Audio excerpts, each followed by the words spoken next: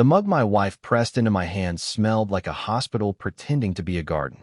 "Made you something special, babe," she said, voice sunny, eyes careful. The steam rising from the cup curled in the kitchen light like a question mark I wasn't ready to answer. "My name is Nolan Hart. I'm 35, and I run an independent environmental testing lab behind a tire shop on the edge of Flagstaff, Arizona. If you follow the service road far enough, past the dust and the mesquite, you'll find my squat cinder block building painted a hopeful blue. It's not glamorous. It's not big. But inside it smells like ethanol and clean glass, and I've spent 7 years teaching the instruments to trust my hands." The morning my wife offered me that tea, her sister was on day 3 of an extended visit. Sabrina had brought 2 suitcases, 1 ring light, and an endless supply of opinions.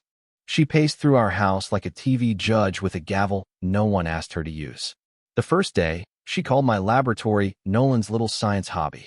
The second day, she laughed at my pickup truck and suggested Elena, my wife, could do so much better. By day 3, I'd rehearsed so many polite smiles my face hurt.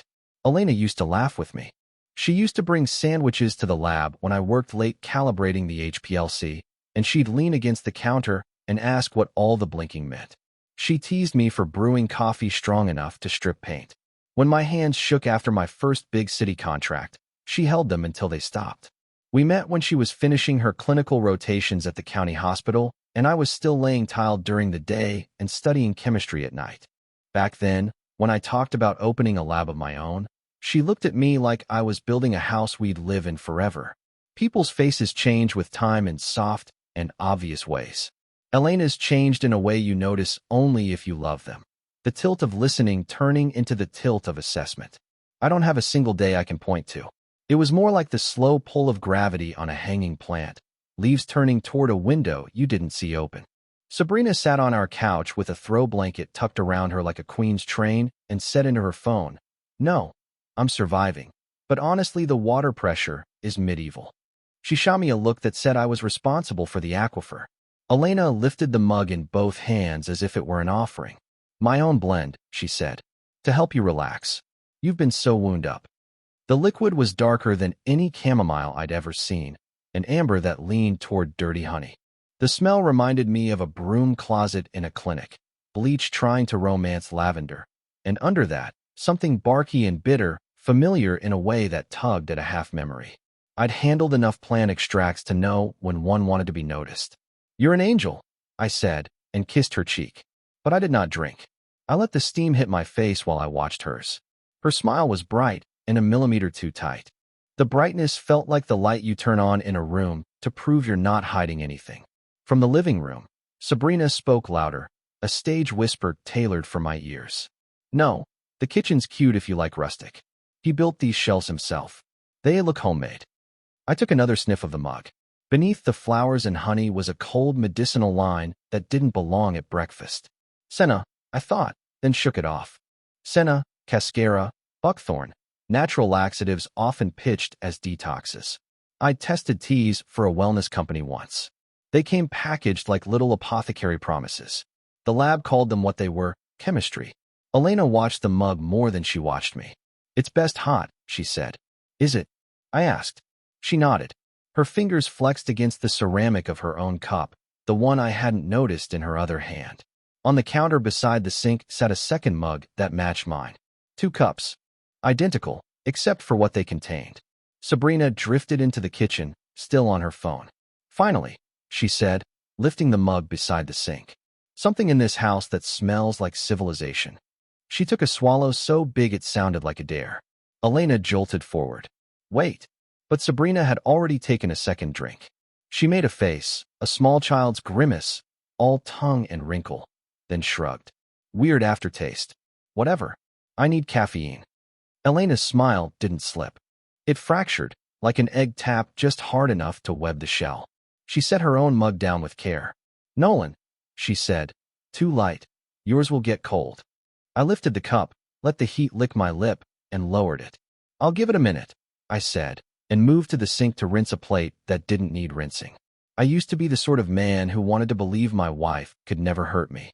But belief is not a shield. It's a story you tell yourself to stay asleep. The smell of that tea had already shaken me awake. I built my lab with my hands and borrowed library books. I laid tile and carried drywall and stacked money in a cigar box under the bed until the pile hummed. I rented the cinder block building with the blue paint and repaired a used gas chromatograph I bought from a bankruptcy auction in Phoenix. I learned to read the noise between peaks like a second language. The first year, I tested soil for contractors, filling out neat reports with words like arsenic, lead, acceptable. The second year, a city inspector brought me water from a school fountain, and I found a whisper of something no one wanted to see. The school replaced all the lines. The kids sent a thank you card with crayon signatures. I framed it. It hangs above my office door, crooked because I hung it myself. Elena used to tell that story at dinner parties. My husband keeps a thumb on the pulse of this town, she'd say. He's the reason little kids get to drink safe water. She meant it. Then Sabrina moved back to Arizona after her divorce, bringing her designer heels and a hunger for other people's lives. She worked in pharmaceutical marketing and called it real science. She wore crisp, white blazers that were allergic to kindness. She learned that if she rolled her eyes when I talked about chromatography, Elena stopped correcting her. Correction is a muscle. If you don't use it, it atrophies. 3 months before the tea, Elena suggested we talk about pivoting. There are big labs in Phoenix, she said. Better benefits. And you'd be respected there. I'm respected here, I said. By contractors, she replied, and left the rest of that sentence dangling on a hook. A week before the tea, I overheard Elena on the phone in the hallway. Her voice low, the kind of low that means the walls aren't supposed to hear. He's stubborn, she said. He thinks independence is a virtue. Whoever was on the other end made her laugh in a way she hadn't laughed with me in months. Maybe he needs perspective, she added. Something to show him his limits. I imagined she meant therapy. I thought that right up until the moment Sabrina drank the wrong cup. By noon, Sabrina gripped her stomach and accused the eggs of treachery. By 1, she was pale. By 2, she was sprinting for the bathroom like a cartoon character with dust clouds for feet. Elena followed with damp washcloths and a voice that belonged in pediatrics. It's probably a 24-hour thing, she offered. Maybe a stomach bug. I offered Gatorade and a ride to urgent care. I offered empathy, because even a tormentor deserves mercy when their body turns on them. While Elena rubbed Sabrina's back, I slipped my own untouched tea into a capped sample vial and tucked it beneath a stack of invoices. Elena saw me wash the mug. She watched the sink like it might confess. That night, Sabrina moaned weakly in the guest room about dehydration and injustice, and Elena slept on the couch with one ear open. I lay in bed, very awake, listening to the refrigerator hum and the house settle and the sound of my marriage changing shape. I've known machines long enough to recognize when something has been tampered with. People are just quieter machines. Monday morning, I took the vial to the lab. I told myself I would find ginger and chamomile and honey.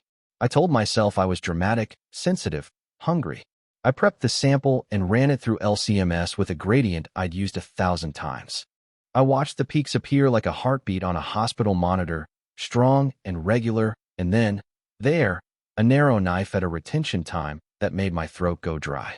I pulled a reference standard from the cabinet. I matched the mass fragments. Senna Alexandrina and Cascara Sagrada in concentrations you didn't stumble into by accident. Laxative herbs. Not poison, not deadly, just mean. High enough doses to pin you to a bathroom floor for 6 hours and leave you wrung out like a dish rag. Someone had built this with intention. Enough to incapacitate, not enough to kill. My hands shook in the way they do when adrenaline and sorrow mix. I printed the chromatogram. The little black spikes looked like teeth. I could hear Elena's voice in the lab in that very moment, an echo of her old softness. Breathe, babe. You're okay. I could also hear the new one. Maybe he needs perspective. That afternoon, I drove home with the printout in a manila folder. Elena stood at the stove with a wooden spoon, stirring risotto like a woman in a magazine who loves her life. When she saw me, something on her face flattened, like someone drawing a curtain. "How's Sabrina?" I asked. "Weak," she said. "But better. She can keep water down. It must have been something she ate." "Must have," I said, and opened the folder on the counter between us. The paper slid out like a judgment. "What's that?" she asked. "Proof," I said, "of what you brewed me yesterday." She leaned over the peaks and valleys as if they could spell another answer if she squinted. I don't read graphs, Nolan. It's not a graph. It's a chromatogram. It tells a story. This one says you dosed a cup of tea with enough senna and cascara to keep me in the bathroom until my legs stopped working.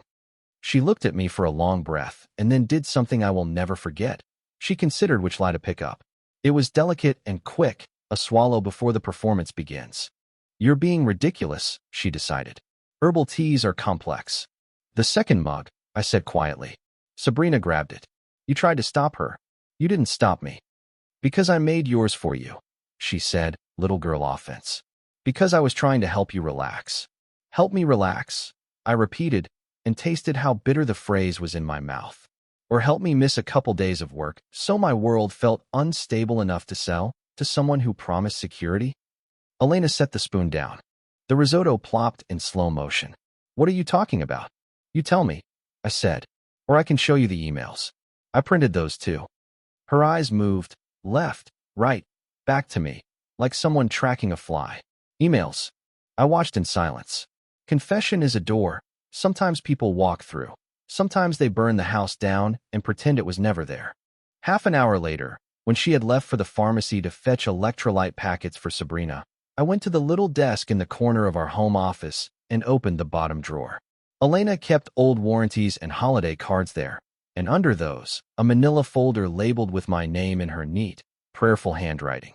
Inside, copies of my business license, my laboratory CLI waiver, insurance policies, equipment inventories, client contracts, and 3 years of profit and loss statements I'd never handed her. Someone had photographed file drawers in my office at the lab. I recognized the metal edge of the cabinet and the red Sharpa label I'd written in a hurry.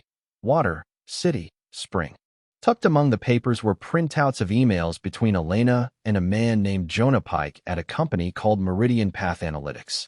Subject lines: small lab consolidation opportunity. Introducer's fee. Timeline for transition. I read with the calm of a person watching themselves perform on a screen. Jonah explained Meridian Path's interest in acquiring nimble regional labs and bringing them under a larger umbrella for economy of scale. He praised Elena's diligence in providing meaty details. He coached her gently about creating situational clarity when owners resisted. Sometimes, he wrote on Thursday, a founder needs to feel how heavy the load is. A period of short-term vulnerability can make the long-term case obvious. Nothing dangerous, of course. We just want him to see how much he carries alone. Elena replied within the hour, understood. I think I know how to approach it. A week earlier he'd written, our standard introducer's bonus is $30,000, payable at close. If he reaches out to us himself, it's better optics for everyone. I photographed every page with my phone. I put the originals back because I wanted to see what Elena would do when she thought her secrets were intact. The next morning, I sat in the waiting room of a lawyer named Carla Ruiz whose office shared a wall with a Pilates studio. Carla had eyes like the sky the day after a storm, clear, hard, no nonsense, and a way of listening that made you hear yourself better. I spread the emails and the chromatogram across her desk like rare butterflies. She read. She breathed through her nose. You're not crazy, she said. What they're doing smells like corporate predation. Whether it's illegal depends on what proof exists about intent. But the theft of your business records? If she took those from your lab without permission, that's at least civil theft and possibly criminal. The T complicates things, but it also helps you narrate motive. What do I do? Secure your house, she said. Locks, passwords, physical files. Move confidential documents to a bank box or encrypted server.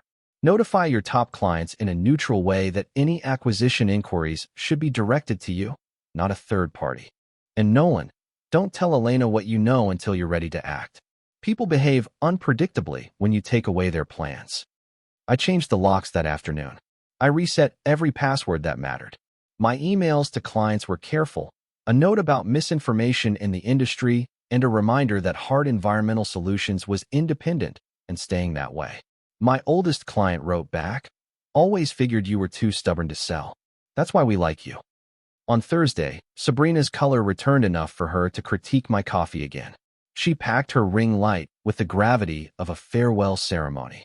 Couples need to communicate, she informed me at the door. You both have things to work on. She squeezed my shoulder like an ant who believes she invented wisdom and left a faint cloud of perfume that made my throat itch. The house was very quiet after she left. I stood in the stillness of our kitchen and imagined Elena's planner with its neat blocks of time. Call Jonah, brew tea, soothe, suggest Sale. I had never felt less interesting and more furious. Friday morning, I called Meridian Path Analytics and asked for Jonah Pike. He answered on the second ring with a voice that belonged to a man wearing a watch he polished twice a day. Mr. Pike, I said. This is Nolan Hart from Hart Environmental Solutions. A pause. Nolan. Yes, I'm familiar. Your wife said you might be thinking about your next chapter. Did she? She cares about you, he said smoothly. She wants you happy. We help founders like you rest. We take care of the paperwork and the HR headaches and the regulatory audits, and you get to do the science you love without strain. If I believed in your strain removal program, I said, would it come with 30,000 reasons for my wife to smile? Silence. A bird called outside my office window, a brassy little chirp like a toy trumpet. On the line, Jonah exhaled, very faintly. I think you're misunderstanding some internal notes. I have the emails, Jonah. I have photographs of my cabinets in your files. I have a chromatogram of a tea that could have made me too sick to drive for a day. I know what perspective feels like when it's administered with a dropper.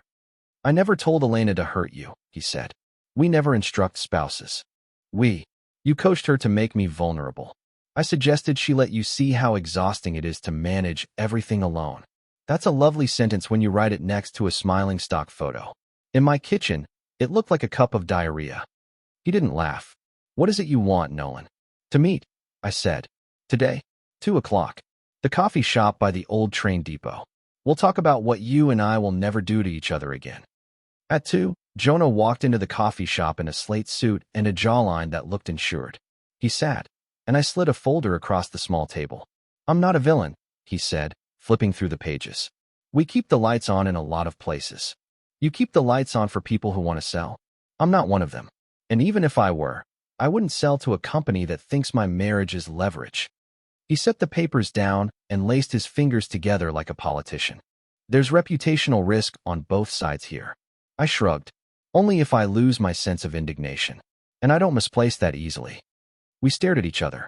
I saw, in the space between his pupils, a calculation similar to the one I'd seen on Elena's face, the math of losing less. We'll step back, he said finally. From Flagstaff, from Hart Environmental, from anything that smells like you. And we'll return any introducer funds erroneously paid. Erroneously, I repeated, and let the word hang between us like a fly in amber.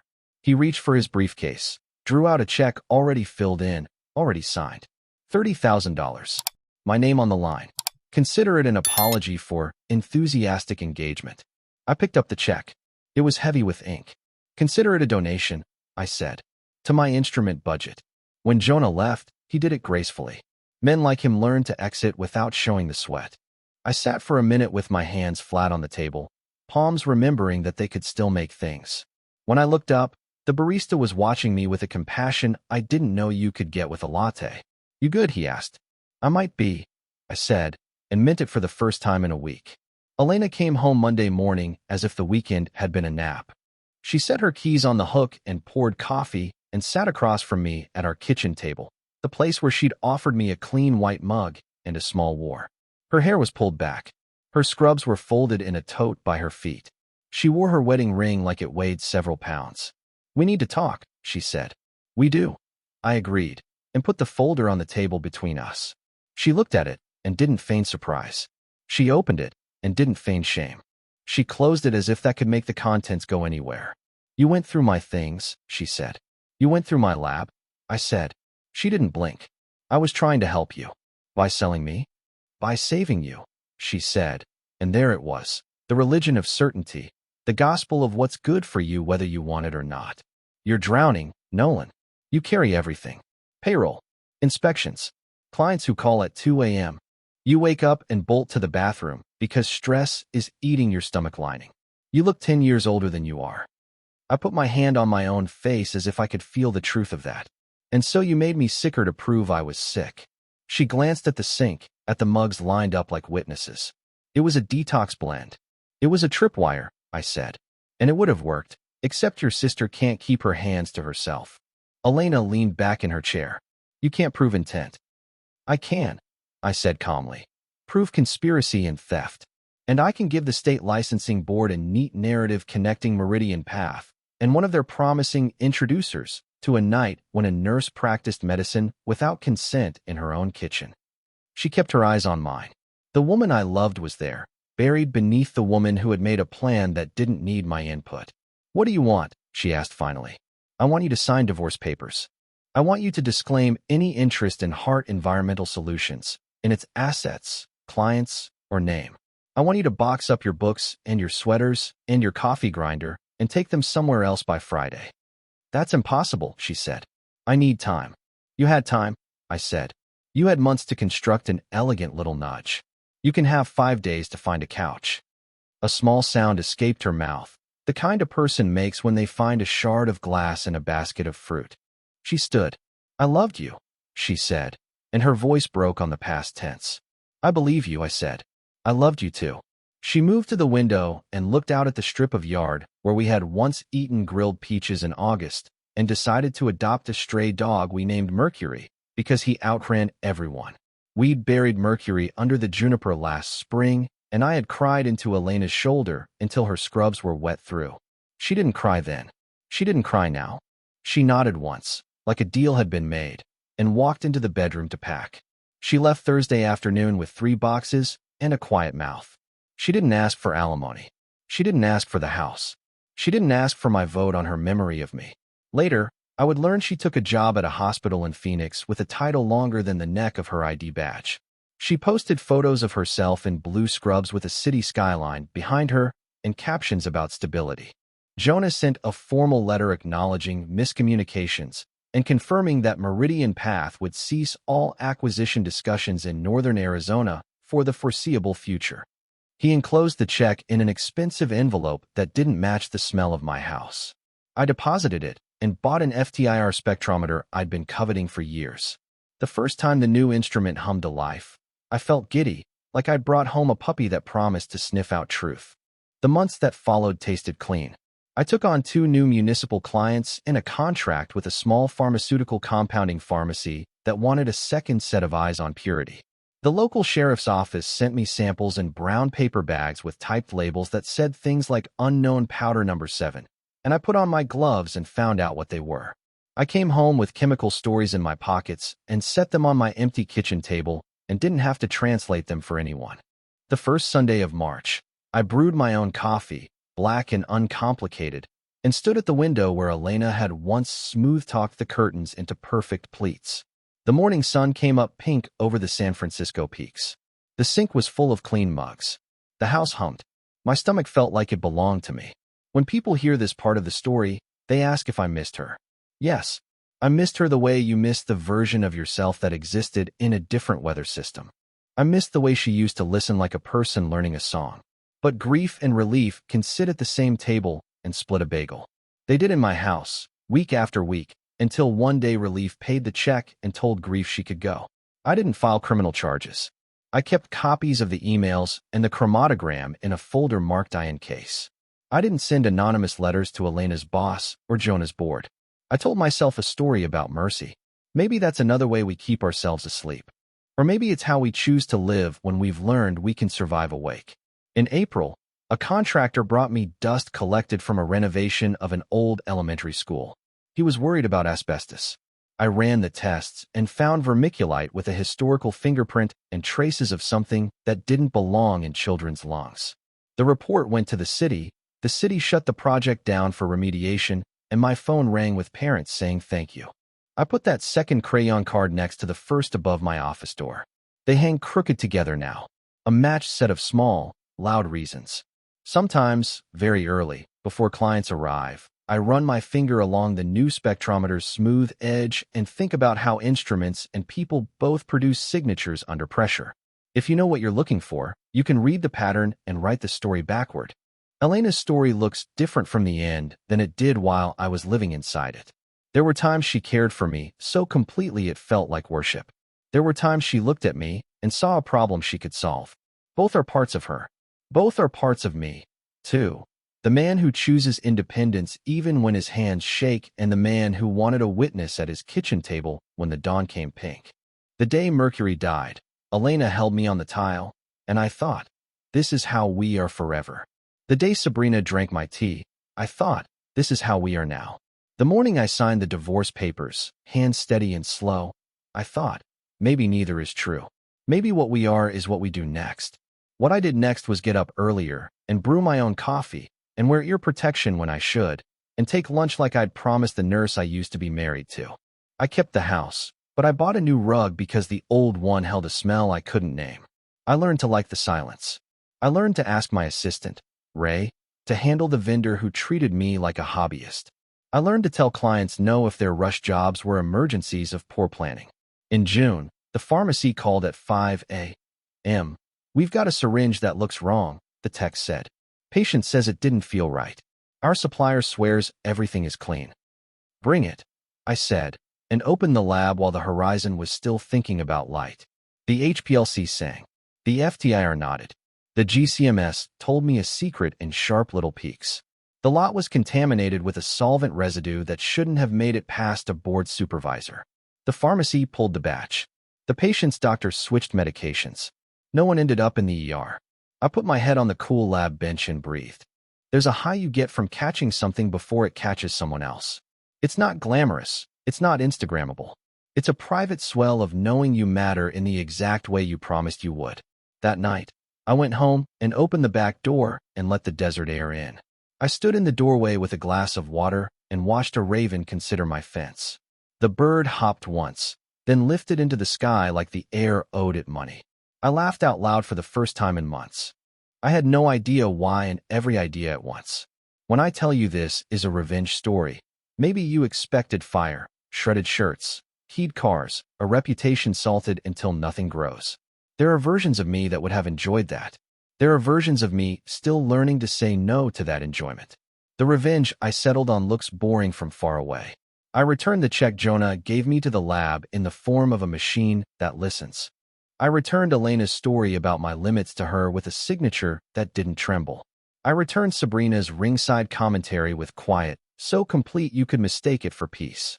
I still think about the mug sometimes, the white ceramic, the steam, the bark bitter smell that pulled me backward through memory into caution. I keep a similar mug on my shelf at the lab, empty. When clients get loud or I get tired, I look at it and ask myself the same question every time. Do I know what I'm drinking? Instruments tell us the truth of liquids. People tell themselves stories. It's useful to have both. One more thing, because it matters. Months after the divorce, I bumped into a nurse from Elena's unit in the frozen aisle at Fry's. She looked at my basket, microwave tacos, instant rice, a lettuce I would forget to eat, and clucked her tongue. You okay, Hart? She asked. Better than okay, I said. Learning. She nodded like that counted. It did. When I got home, I put the tacos in the microwave and ate them over the sink like the bachelor I used to joke I'd never be again. The joke wasn't funny. It wasn't mean, either. It was ordinary. Ordinary felt like a gift. The best revenge? It wasn't the letter that made a man in a slate suit adjust his acquisition targets. It wasn't the way Elena left and didn't take my furniture. It wasn't even the new instrument, though, God, I love that instrument like a pet. The best revenge was waking up in a house where the only things plotting against me were entropy and dust. It was standing in my little blue building behind the tire shop and doing the work everyone said was small, work that kept someone's kid from getting headaches and somebody's grandfather from slipping into a coma. It was refusing, with stubborn tenderness, to become the kind of man who drinks whatever he's handed without asking why it smells like bleach. I didn't become invulnerable. I don't recommend it. Vulnerable is how you feel the first sign something's wrong. Vulnerable is how you notice the difference between a garden and a pharmacy pretending to be one. Vulnerable is how you learn to set a mug down, kiss your wife's cheek, and say, not yet, before you go find the truth. And if you happen to live where I do, near the tire shop and the mesquite, and you drive past a blue building at dawn when the lights inside are just coming on, that'll be me in there, calibrating the machine that tells the stories liquids don't want to tell. Some mornings, I'll be laughing at nothing and the sound will bounce off the cinder blocks and the instruments will hum like a choir. Some mornings, I'll be quiet. All those mornings will be mine.